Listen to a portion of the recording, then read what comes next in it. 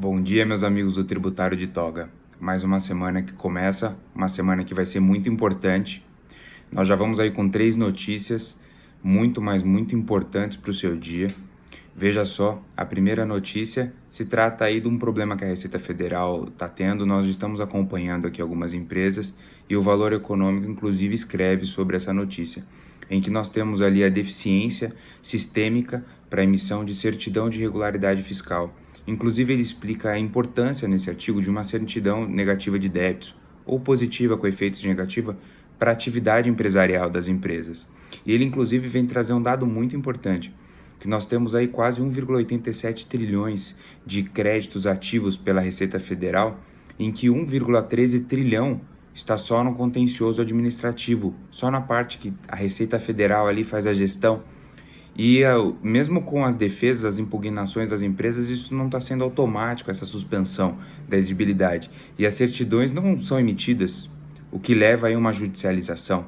Então, esse artigo é muito importante nisso. Um outro artigo muito relevante de uma tese tributária que tomou corpo no passado e agora ela vem com julgamento, principalmente pelas lojas americanas aí, com um princípio da seletividade para o ICMS.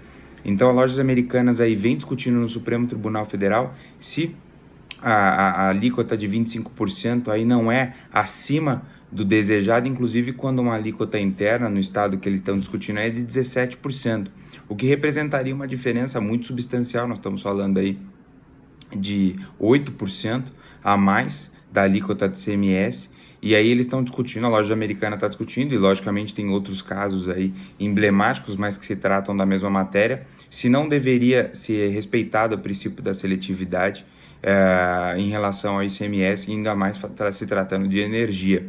Então nós vamos acompanhar aí atentamente esse caso e comunicando vocês aí diariamente sobre a evolução, porque realmente é um outro caso de oportunidade tributária muito relevante.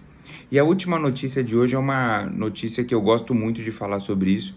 Vem falar sobre como estimular funcionários inovadores. Isso para quem trabalha em empresa ou para quem tem a sua empresa é muito relevante.